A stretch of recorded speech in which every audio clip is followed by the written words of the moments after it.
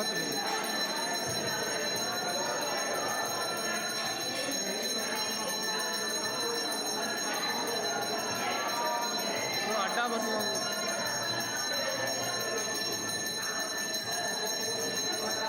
Einstein ಅಂತಕ್ಕಂಥವನ ಹೆಸರು ಕೇಳಿದೆ ನೀವು. ಅವನು E=mc², gravitational waves, specific relativity theory, general relativity theory ಏನೆಲ್ಲ ಕೊಟ್ಟು ಹೋದ ಪುಣ್ಯಾತ್ಮ. ಅವನು ಕಂಡಿಡಿದು ಕೊನೆಗೆ ಆ ವಿಚಾರ ಗೊತ್ತೇ ಆಗದ್ರೇ ಸತ್ತ. ಸಾಯೋದಕ್ಕೂ ಮುಂಚೆ ತನ್ನ ಮಗಳಿಗೊಂದು ಪತ್ರ ಬರೋ ಸತ್ತ ಅವನು. ಯಾರು ಐನ್ಸ್ಟೈನ್. ನನ್ನ ಬದುಕಿನ ಕೊನೆಯ 25-30 ವರ್ಷಗಳು ಯಾವುದೋ ಒಂದು ಆವಿಷ್ಕಾರಕ್ಕೆ ಮುಡುಪಾಗಿಟ್ಟೆ. Not even a bit I could invent. ಕಂಡುಹಿಡಿಲಿಕ್ಕೆ ಆಗಲಿಲ್ಲ. ಆ ಒಂದು ಯೂನಿಫೈಡ್ ಫೋರ್ಸ್ ಯಾವುದು ಅಂತ ಕಂಡುಹಿಡಿಯಲಿಕ್ಕೆ ಹೋಗಿ ಕಂಡುಹಿಡಿಯೋದೇನೆ ಹಲವಾರು ಕೊಡುಗೆಗಳನ್ನು ಜಗತ್ತಿಗೆ ಕೊಟ್ಟರು ಕೂಡ ಅದೊಂದು ಕಂಡುಹಿಡಿಯಲಿಕ್ಕೆ ಆಗಲಿಲ್ಲ ಅಂತ ಬೇಸರ ಮಾಡ್ಕೊಂಡು ಹೋಗ್ತಾ ಇದ್ದೇನೆ. ಮಗಳೇ, ಒಂದು ದಿನ ಬರ್ತದೆ, ನೀವು ನೆನಪಿರಲಿ, ಕೇಳಿಸ್ಕೊಳ್ಳಿ. ಒಂದು ದಿನ ಬರುತ್ತೆ, ನೆನಪಿಟ್ಕೊಡಿ. ಈ ಪತ್ರ ನಿನಗೆ ಬರೆದಿದ್ದೀನಲ್ಲ, ಈ ಪತ್ರನ ಹಾಗೇ ಜೋಪಾನದಲ್ಲಿಟ್ಕೋ ಅಂತ ಹೇಳಿ ಮುಂದಕ್ಕೆ ಬರಿತಾ ಹೋಗ್ತಾನೆ. ಜೀವನದುದ್ದಕ್ಕೂ ಈ 4 ಫೋರ್ಸ್ಗಳಿಗೆ ಮೂಲ ಫೋರ್ಸ್ ಯಾವುದಾದ್ರು ಒಂದಿರಬೇಕು. There must one primordial force which has given birth to this 4 forces. ಈ 4 ನಿಯಮಗಳಿಗೆ, 4 ಬಲಗಳಿಗೆ, 4 ತತ್ವಗಳಿಗೆ ಜನ್ಮ ಕೊಟ್ಟಂಥ ಯಾವುದೋ ಒಂದು ಅಧಿಭೂತ ಒಂದು ಫೋರ್ಸ್ ಇರಬೇಕು. ಸತ್ಯ ಇದುವರೆಗೂ ಕಂಡುಹಿಡಿಯಲಿಕ್ಕೆ ಆಗಲಿಲ್ಲ.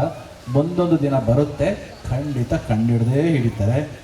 ಈಗ ನಾನು ನಿನಗೆ ಹೇಳ್ತೇನೆ, ಅದನ್ನು ನಾನು ಜನಗಳಿಗೆ ಹೇಳ್ಬೋದು.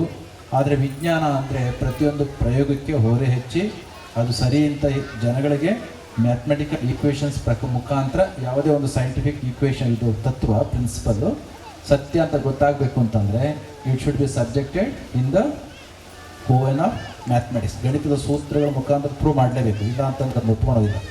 ಅಂತಹದೊಂದು ದಿನ ಬರುತ್ತೆ. ಈಗ ಪ್ರೂವ್ ಮಾಡಲಿಕ್ಕೆ ಆಗದೇ ಇರೋದ್ರಿಂದ ನಿನಗೆ ಅಷ್ಟೇ ಪತ್ರ ಬರೆದು ಹೋಗ್ತಾ ಇದ್ದೇನೆ. ಈ 4 ನಿಯಮಗಳಿಗೂ ಕೂಡ ಮೂಲ ಯಾವುದಾದ್ರೂ ಒಂದು ತತ್ವ ಮುಂದೊಂದು ದಿನ ಕಂಡುಹಿಡಿದದ್ದೇ ಆದರೆ ಅದು ಯಾವುದು ಗೊತ್ತಾ? ಅದು ಪ್ರೀತಿ. ಪ್ರೀತಿಗೆ ಎಷ್ಟು ಬಲ ಇದೆ ಅಂತಂದರೆ ಆ ಪ್ರೀತಿಗಿರುವಷ್ಟು ಬಲ ಜಗತ್ತಿನಲ್ಲಿ ಯಾವುದೂ ಇಲ್ಲ.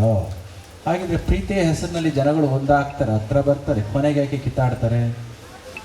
ಕಿತ್ತಾಡೋ ಅಂತ ಯಾವುದಾದ್ರೂ ಪ್ರೀತಿ ಅನ್ನೋ ಹೆಸರಿದ್ದದ್ದೇ ಆದರೆ ಅದು ಪ್ರೀತಿ ಅಲ್ಲ. You can name it something else. ಪ್ರೀತಿ ಯಾವತ್ತೂ ಕೂಡ ಹೊಡೆಯೋದಿಲ್ಲ, ಎಲ್ಲವನ್ನು ಕೂಡ ಕೂಡಿಸುತ್ತೆ. ಅವನು ವಿಜ್ಞಾನಿ ಹೇಳಿದ ಮಾತು, ಈ ಜಗತ್ತಿನಲ್ಲಿ ಆದಿಮವಾಗಿರ್ತಕ್ಕಂಥ ಒಂದು ಪ್ಯೂರ್ ಕಾನ್ಸಿಯಸ್ನೆಸ್ ಅಂತ ಏನಾದ ಇದ್ದರೆ ಅದು ಆವಿರ್ಭಾವ ಆಗಿರ್ತಕ್ಕಂಥ, ಮ್ಯಾನಿಫೆಸ್ಟ್ ಆಗಿರ್ತಕ್ಕಂಥ, ಬಯಾಲಜಿಕಲ್ ಕ್ರಿಯೇಷನ್ ಆಗಿರ್ತಕ್ಕಂಥ ವ್ಯಕ್ತಿಗಳ ಹೃದಯದಲ್ಲಿರ್ತಕ್ಕಂಥ ಪ್ರೀತಿ. ಅಂತಹದೊಂದು ಪ್ರೀತಿಗೆ ನನ್ನನ್ನು ಇಲ್ಲಿವರೆಗೂ ಎಳ್ಕೊಂಡು ಬಂದು ನಿಮ್ಮೆಲ್ಲರೂ ಕೂಡ ನೋಡಿಸ್ಲಿಕ್ಕೆ ನನಗೆ ಅವಕಾಶವನ್ನು ಪರಮಾತ್ಮ ಕೊಟ್ಟಿದ್ದಾನೆ.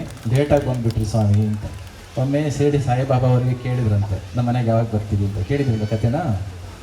ಭಕ್ತ ಹೋಗಿ ಕೇಳಿದ, ಸ್ವಾಮಿ ನಮ್ಮ ಮನೆಗೆ ಬರಬೇಕಲ್ಲ ನೀವು ಅಂತ. ಆಯಿತು ಬರ್ತೇನೆ ಅಂತ ಹೇಳಿದ್ರು. ಇವತ್ತು ಹೆಂಗೆ ಕಾಯ್ತಾ ಕೊಡ್ತಿದ್ರು, ಇಲ್ಲಿ ನಿಂತಿದ್ರಲ್ಲ ಇಷ್ಟೊತ್ತು. ಅವ್ರು ಬರಬೇಕಾದ್ರೆ ಹೇಳ್ಕೊಂಡು ಬಂದರು, do you know since morning 8 o'clock ನಾವು 8 ಗಂಟೆ ಕಾಯ್ತಾ ಇದ್ವಿ, ನಿಮ್ಗೆ ಗೊತ್ತಾ ಅಂತ ಹೇಳ್ತಾ ಇದ್ರು. ಸರಿ ಬಾಬಾ ಹೇಳಿದರು ಬರ್ತೀನಿ ಅಡಿ ಅಂತ ಹೇಳಿ ಕಳಿಸಿಬಿಟ್ರು. ಸರಿ ಬಾಬಾ ಬರ್ತಾರಲ್ಲ ಅಂತ ಹೇಳಿ ಇದೇ ರೀತಿ ಎಲ್ಲರೂ ಕೂಡ ಸೇರ್ಕೊಂಡು ಕಾಯ್ತಾ ಇದ್ರು. ಕಾದು ಸಾಕಾಯಿತು. ಇನ್ನೊಂದು ಸ್ವಲ್ಪ ಹೊತ್ತು ಹೋಗಿದ್ದು ನೀವು ಹೆಂಗೆ ಸ್ವಾಮಿಗಳನ್ನ ಬೈಕೋತಿದ್ರು ಹಂಗೆ ಬೈಕೊಂಡು ಇದು ಬರಲಿಲ್ಲ ಅಂತ ಕೋಪ ಬಂದಿತ್ತು. ಅಷ್ಟೊತ್ತಿಗೊಂದು ನಾಯಿ ಬಂತು. ನಾಯಿ ಇನ್ನೇನೋ ಬಾಬಾ ಬರೋ ಟೈಮಿಗೆ ನಾಯಿ ಬಂದುಬಿಡ್ತಲ್ಲ ಅಂತೇಳಿ 2 ತಟ್ಟಿ ಓಡಿಸ್ಬಿಟ್ರು. ಯಾವುದನ್ನು? ನಾಯಿನ. ಸರಿ ಚೆನ್ನಾಗಿ ಬಡಿದ್ರು, ಹೊರಟೋಯ್ತು ನಾಯಿ. ಸಂಜೆ ಹೊತ್ತು ಕಾದರು, ಬರಲಿಲ್ಲ.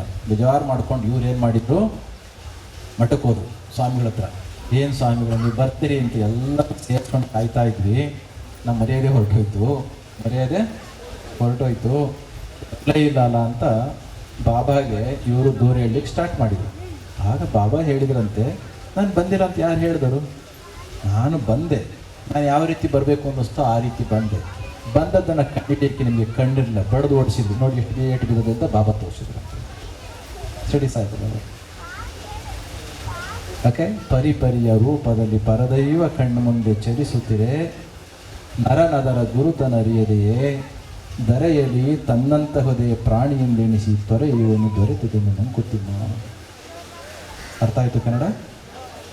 ಪರಿಯ ರೂಪದಲ್ಲಿ, ಬೇರೆ ಬೇರೆ ರೂಪದಲ್ಲಿ ನಾವು ಹಿಂಗೇ ಅಂದ್ಕೊಡ್ತೇವೆ. ಬಾಬಾ ಹೀಗೇ ಇರಬೇಕು ಅಂತ ನಾವು ಭಾವಿಸ್ತೇವೆ, ಸ್ವಾಮಿಗಳು ಹಿಂಗೇ ಇರಬೇಕು ಅಂತ ಭಾವಿಸ್ತೇವೆ. ಇಲ್ಲ, ಪರಮಾತ್ಮನ ಮೆಡೆಗೆ ಬರಬೇಕಾದ್ರೆ ಯಾವ್ಯಾವುದೋ ರೂಪದಲ್ಲಿ ಬರ್ತಾನೆ. ನಾವು ಬರೀ ಅನ್ನ ತಿಂದು ಬೆಳೆಸಿರ್ತಕ್ಕಂಥ ದೇಹದ ರೂಪವನ್ನು ನೋಡಿ ಇದೇ ಅಂತ ಭಾವಿಸಿ already we are precondition ಆಗೋಗಿರ್ತದೆ. ಆದರೆ ದೇಹದ ಒಳಗಡೆ ಹೊಕ್ಕು ದೇಹವನ್ನು ಮರೆತು ನೋಡುವಂಥ ಕಣ್ಣು ನಮಗಿದ್ದದ್ದೇ ಆದರೆ ನಾಯಿಯಲ್ಲಿ ಕೂಡ ಪರಮಾತ್ಮ ಕಾಣಿಸ್ತಾನೆ, ಸ್ವಾಮಿಗಳಲ್ಲೂ ಕಾಣಿಸ್ತಾನೆ, ಗಂಡನಲ್ಲೂ ಕಾಣಿಸ್ತಾನೆ, ಹೆಂಡತಿಯಲ್ಲೂ ಕಾಣಿಸ್ತಾನೆ. ಇದನ್ನು ಮೀರಿ ನೋಡುವ ಭಾವ ಇದೆಯಲ್ಲ, ಅದನ್ನು ಐನ್ಸ್ಟೈನ್ ಹೇಳಿದಂಥ ಪ್ರೀತಿ ಅಂತ ಕರೀತಾರೆ. ಆ ಪ್ರೀತಿಯ ಹಂತದಲ್ಲಿ ಎಲ್ಲ ನಿಯಮಗಳು ಒಗ್ಗೂಡ್ತವೆ. ಪ್ರೀತಿ ಬಿಟ್ಟದ್ದೇ ಆದರೆ ಎಲ್ಲ ವಿಘಟನೆ ಹೊಂದುತ್ತಾ ಹೋಗ್ತದೆ. ಆ ಒಂದು ದೃಷ್ಟಿಯಿಂದ ಇವತ್ತು ಲೇಟ್ ಆದ್ರೂ ಕೂಡ ನಾನು ಬಂದಾಗ ಸ್ವಾಮಿಗಳೇ ಅಂತ ಕಂಡಿಡಿಯುವಷ್ಟು ದೃಷ್ಟಿ ನಿಮಗೆ ಬಂತಲ್ಲ, ಅವ್ರು ಹೊಡೆದಂಗೆ ಕಳಿಸ್ತಾನೆ. ಬಂದಾಗ ನಮ್ಮ ಸ್ವಾಮಿಗಳೇ ಬಂದದ್ದು ಅಂತ. ಯಾಕೆಂದ್ರೆ ಇತ್ತೀಚೆಗೆ ಏನಾಗೋಗಿದೆ, ಈ ಆರ್ಟಿಫಿಷಿಯಲ್ ಇಂಟೆಲಿಜೆನ್ಸು AI ಜನರೇಟೆಡ್ ಪಿಕ್ಚರ್ಗಳು ಬಂದ್ಬಿಟ್ಟು, ನಾನೀಗ ಯಾವುದೋ ಒಂದು ಕಾರ್ಯಕ್ರಮಕ್ಕೆ ಹೋಗಿದ್ದೆ, ಎಲ್ಲಿ ಮಲ್ಲೇಶ್ವರಂ ಹತ್ರ.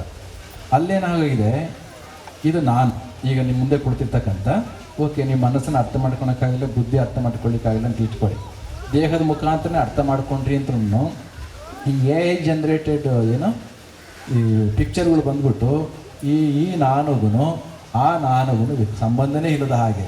ಅಲ್ಲಿ ಒಂದು ಮಗು ನೋಡ್ತಾ ಇತ್ತು, ಆ ಫೋಟೋ ನೋಡ್ತಾಳೆ, ನಾನು ನೋಡ್ತಾಳೆ. ನಾನು ಕರೆದು ಕೇಳಿದೆ, ಏನು ನೋಡ್ತಾ ಇದೆಯಾ ಅಂತ. Swamiji, is that really your picture ಅಂತ ಕೇಳಿದೆ. Really it is not my.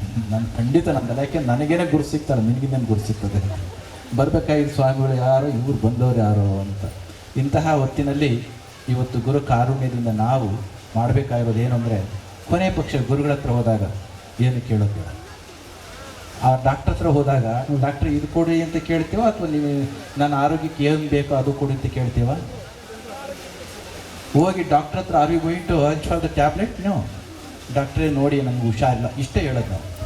Doctor ಹತ್ರ ಹೋಗಿ ಯಾಕೋ ಸ್ವಸ್ಥ ಇಲ್ಲ ಅಂತ ಹೇಳಿ ಮೇಲೆ ಡಾಕ್ಟ್ರ್ ಏನು ಮಾಡ್ತಾನೆ, ಡಯಾಗ್ನೈಸ್ ಮಾಡ್ತಾನೆ, ಚೆಕ್ ಮಾಡಿಬಿಟ್ಟು ನಿನಗೆ ಇಂಥದ್ದೊಂದು ಕಾಯಿಲೆ ಇದೆ, ಇಂಥ ಮಾತ್ರೆ ತಗೋ ಅಂತ ಪರಮಾತ್ಮ ಕೊಟ್ಟು ಡಾಕ್ಟ್ರು ಕೊಟ್ಟು ನಮಗೆ ಕಳಿಸ್ಕೊಡ್ತಾನೆ. ಒಬ್ಬ ಡಾಕ್ಟರ್ ಈ ದೇಹನ ಫಿಕ್ಸ್ ಮಾಡಬೇಕಾದ್ರೆ ಅವ್ರು ಕೊಟ್ಟದನ್ನು ತೆಪ್ಪಗಿಸ್ಕೊಂಡು ಬರ್ತೇವೆ ಹೊರತು you are not going to demand. ನಾವೇನೋ ಕೇಳ್ತೀವಿ ಡಾಕ್ಟ್ರಿಗೆ. ಅದೇ ರೀತಿ ಈ ಡಾಕ್ಟ್ರಿಗಿಂತ ಶ್ರೇಷ್ಠವಾಗಿರ್ತಕ್ಕಂಥ ಆ ಡಾಕ್ಟ್ರ್ ಇದಾನಲ್ಲ, ಯಾರು ಪರಮಾತ್ಮ ಅಂತ ಡಾಕ್ಟ್ರ್ ಇದಾನಲ್ಲ, ಅವನ ಹತ್ರ ಹೋದಾಗ ಇಷ್ಟೇ ಕೇಳಬೇಕು, ಡಾಕ್ಟ್ರ್ ಯಾಕೋ ನನ್ನ ಮನಸ್ಸು ಸರಿ ಇಲ್ಲ. ಈ ಡಾಕ್ಟ್ರ್ ಹತ್ರ ಹೋದಾಗ ದೇಹ ಸರಿಯಿಲ್ಲ ಅಂತೇಳಿ.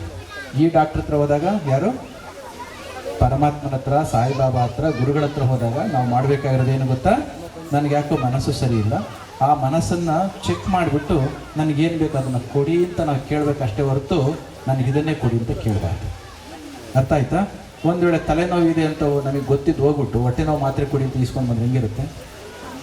ಅದಕ್ಕೆ ಡಾಕ್ಟರಿಗೆ ನನಗೆ ಯಾವ ಮಾತ್ರೆ ಕೊಡಬೇಕು ಅಂತ ಗೊತ್ತಿರುತ್ತೆ ದೇಹಕ್ಕೆ. ಭಗವಂತನಿಗೆ ನನ್ನ ಮನಸ್ಸು, ನನ್ನ ಬದುಕಿಗೆ ಏನು ಕೊಡಬೇಕು ಅಂತ ಭಗವಂತನಿಗೆ ಗೊತ್ತಿರುತ್ತೆ. ಅದಕ್ಕಾಗಿ ದೇವರ ಹತ್ರ ಹೋದಾಗ, ದೇವಸ್ಥಾನಗಳ ಹತ್ರ ಹೋದಾಗ, ಗುರುಗಳ ಹತ್ರ ಹೋದಾಗ ಜಸ್ಟ್ ಯು ಬಿ ಸಬ್ಮಿಸಿವ್. ಏನು ಸರೆಂಡರ್ ಅಷ್ಟೇ ಅಲ್ಲ, ಜಸ್ಟ್ ಸಬ್ಮಿಷನ್, ಪೂರ್ಣ ಶರಣಾಗುತ್ತೆ ಅಂತ. Submission is more than a surrenderness. ಅಂತಹ ರೀತಿಯಲ್ಲಿ ಇದ್ದದ್ದೇ ಆದರೆ ಗುರುವಾಗಿರ್ತಕ್ಕಂಥವನು ನನ್ನ ಶಿಷ್ಯನಿಗೆ ಏನು ಕೊಟ್ಟರೆ ಒಳ್ಳೆಯದಾಗುತ್ತೋ ಅದನ್ನೇ ಕೊಟ್ಟು ಕಳಿಸ್ಕೊಡ್ತಾನೆ. ಅಂತಹ ಶಿರಡಿ ಸಾಯಿಬಾಬಾವರ ಸತ್ಯವನ್ನು, ಅವರ ಆದರ್ಶಗಳನ್ನು, ಅವರ ಪವಾಡವನ್ನು, ಮಹಿಮೆಯನ್ನು ನಾವೆಲ್ಲರೂ ಕೂಡ ಕೇಳಿದ್ದೇವೆ.